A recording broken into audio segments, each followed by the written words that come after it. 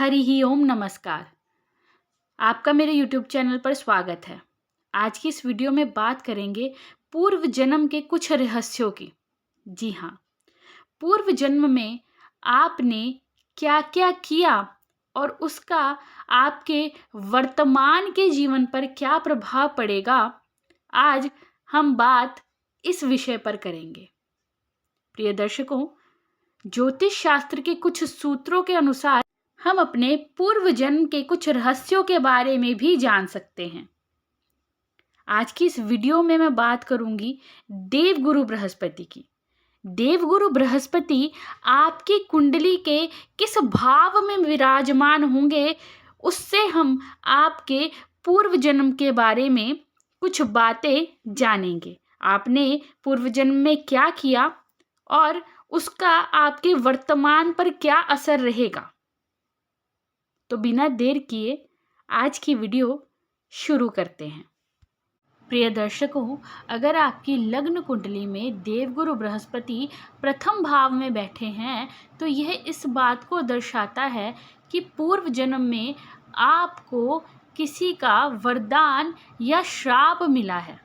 जी हाँ, पूर्व जन्म में आपसे कुछ ऐसे कार्य हो सकते हैं जिनकी वजह से आपको या तो किसी से वरदान प्राप्त हुआ हो या फिर किसी से श्राप मिला हो। और इस जन्म में जातक सच्ची बात कहने वाला होता है, भाग्यशाली होता है। दूसरों से बात करते समय वह दूसरों की भावनाओं को ठेस पहुंचाने से परहेज करता है। ऐसा जातक इस जन्म में धन, वैभव, संपदा सब धीरे धीरे प्राप्त करनी शुरू कर लेता है। ऐसा व्यक्ति दूसरों को अपलिफ्ट करने वाला, दूसरों को प्रोत्साहित करने वाला और दूसरों के मनोबल को बढ़ाने वाला होता है। ऐसा जातक अपनी ईमानदारी, अपने पुरुषार्थ और अपने पराक्रम के बल पर धीरे धीरे जीवन में सफलता प्राप्त कर लेता है, भाग्य का साथ प्राप्त कर लेता है। ऐसे व्यक्ति को चाहिए कि वो इस जन्म में भी सत्कर्म करना ना छोड़े, धार्मिक बना रहे। जब देवगुरु बृहस्पति कुंडली के दूसरे भाव में या फिर अष्टम भाव में विराजमान होते हैं तो ये इस बात को दर्शाता है कि ऐसा व्यक्ति अपने पूर्व जन्म में धार्मिक था या फिर पूर्व जन्म में उसने अपना जीवन साधु और संतों की भांति जिया होता है। इस जन्म में ऐसे लोगों को अपनी धार्मिकता बनाए रखनी चाहिए। उन्हें इस जन्म में भी धर्म कर्म से जुड़े रहना चाहिए। ऐसे व्यक्तियों को इस जन्म में भी दैवीय शक्तियों का आशीर्वाद प्राप्त होता है। दैवीय शक्ति ऐसे लोगों की हमेशा रक्षा करने के लिए तत्पर रहती हैं।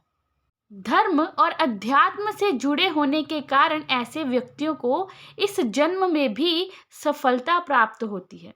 वो धीरे धीरे अपने पराक्रम से इस जन्म में भी सफलता हासिल कर लेते हैं। ऐसे व्यक्तियों का जीवन भले ही साधारण क्यों ना हो, परंतु धीरे धीरे वह सब सुख अपने जीवन में प्राप्त कर लेते हैं।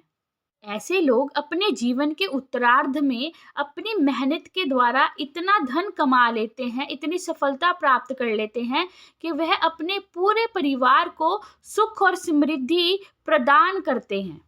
देवगुरु बृहस्पति का तीसरे भाव में होना इस बात की ओर दर्शाता है कि आपका जन्म पिछले जन्म में किसी महिला के द्वारा दिए हुए आशीर्वाद या फिर श्राप की वजह से हुआ होता है। वो महिला भी आपके वर्तमान जन्म के परिवार से ही होती है। ऐसे व्यक्ति को इस जन्म में अपनी कुल देवी का आशीर्वाद प्राप्त करना बहुत जरूरी हो जाता है। ऐसे व्यक्ति को अपने इस जन्म में कुल देवी की आराधना को छोड़ना नहीं चाहिए, बल्कि उनका पूजन कर उनका आशीर्वाद प्राप्त करना चाहिए। तभी जाकर इस जन्म में आप सब सुख सुविधाएं प्राप्त कर सकेंगे। अपनी कुल देवी के आशीर्वाद से ही इस जन्म में आप सफलता प्राप्त कर सकेंगे। देवगुरु बृहस्पति का कुंडली के चतुर्थ भाव में होना इस बात की ओर संकेत करता है कि ऐसा व्यक्ति अपने पूर्व जन्म में भी इसी परिवार में पैदा हो चुका है जिस परिवार में उसने वर्तमान में जन्म लिया है। ऐसे व्यक्ति का जन्म किसी खास उद्देश्य के लिए, किसी खास पर्पस के लिए हुआ होता है। ऐसे जातकों की अपने पूर्व जन्म में कोई ना कोई इच्छा अधूरी रह जाती है, जिस वजह से वह उसी परिवार में अपना अगला जन्म लेते हैं। ऐसे व्यक्ति इस जन्म में अपने पुरुषार्थ, पराक्रम और मेहनत के बल पर अपने उद्देश्य को पूरा कर लेते हैं। ऐसे जातकों को चाहिए कि वो अपने पितरों को कभी ना भूलें और अपने पितरों के निमित्त पूजा पाठ, श्राद्ध आदि अवश्य करवाते रहें और पितरों का आशीर्वाद जरूर प्राप्त करें। पितरों के आशीर्वाद से ऐसे लोगों को अपने जीवन में सफलता प्राप्त होती है। जीवन में सब भौतिक सुख ऐसे लोगों को प्राप्त होते हैं। देवगुरु बृहस्पति का पंचम भाव में या फिर एकादश भाव में होना इस बात को दर्शाता है कि ऐसा व्यक्ति अपने पिछले जन्म में, अपने पूर्व जन्म में तंत्र मंत्र को जानता था। ऐसा व्यक्ति पिछले जन्म में तंत्र मंत्र को जानने वाला, गुप्त विद्याओं को जानने वाला होता है। ज्योतिष, तंत्र मंत्र आदि रहस्यमय विषयों को ऐसा व्यक्ति अपने पिछले जन्म में जानता था। यदि देखा जाए तो इस जन्म में भी ऐसे लोगों को मानसिक अशांति बनी रहती है। उनका मन किसी न किसी वजह से परेशान रहता है। यदि गुरु के साथ राहु की युति बन जाए तो ऐसे में उस व्यक्ति को अपने जीवन में संतान पक्ष की ओर से कोई ना कोई परेशानी या फिर धन को लेकर कोई ना कोई तंगी परेशानी जीवन में बनी ही रहती है। ऐसे जातकों को चाहिए कि वह इस जन्म में देवी दुर्गा की आराधना अवश्य करें। देवी दुर्गा की आराधना करने से ही उनके जीवन में आ रही मुश्किलों से और परेशानियों से उनको राहत मिलेगी। देवगुरु बृहस्पति का छठे या फिर 12वें भाव में होना इस बात को दर्शाता है कि आपका पूर्व जन्म में किसी समृद्ध, किसी धार्मिक परिवार में जन्म हुआ था। पूर्व जन्म में आपके परिवार के लोग धार्मिक थे, धर्म को मानने वाले थे। यदि कुंडली के छठे या फिर द्वादश भाव में देवगुरु बृहस्पति के साथ शनि, केतु या फिर राहु युति करते हैं तो ऐसे में ये इस बात की ओर दर्शाता है कि पिछले जन्म में आपके परिवार ने किसी धार्मिक स्थान की अवज्ञा की है, किसी धार्मिक स्थल को नुकसान पहुंचाया है। ऐसे में इस जन्म में ऐसे व्यक्ति को अपने स्वास्थ्य से लेकर कोई ना कोई परेशानी जरूर रहती है। स्वास्थ्य संबंधी कोई ना कोई दिक्कत इस जन्म में भी आपको बनी रहती है। इस जन्म में आपको अपने खान पान का विशेष ध्यान रखना चाहिए और भगवान विष्णु की पूजा आपको इस जन्म में करनी चाहिए ताकि आपको अपने जीवन में हर प्रकार की सफलता प्राप्त हो और आपके स्वास्थ्य में भी वृद्धि हो। अगर देवगुरु बृहस्पति कुंडली के सप्तम भाव में विराजमान है तो उसके लिए जो मैंने लग्नस्थ गुरु का प्रभाव आपको बताया है वही प्रभाव यहाँ पर भी अप्लाई होता है। देवगुरु बृहस्पति का कुंडली के नवम भाव में होना इस बात को दर्शाता है कि ऐसा जातक पिछले जन्म में बहुत ही अच्छे कर्म किए होता है। ऐसे जातक ने अपने पिछले जन्म में, पूर्व जन्म में सत्कर्म किए होते हैं, अच्छे कर्म किए होते हैं, जिसके फलस्वरूप जातक इस जन्म में भाग्य का साथ पाता है।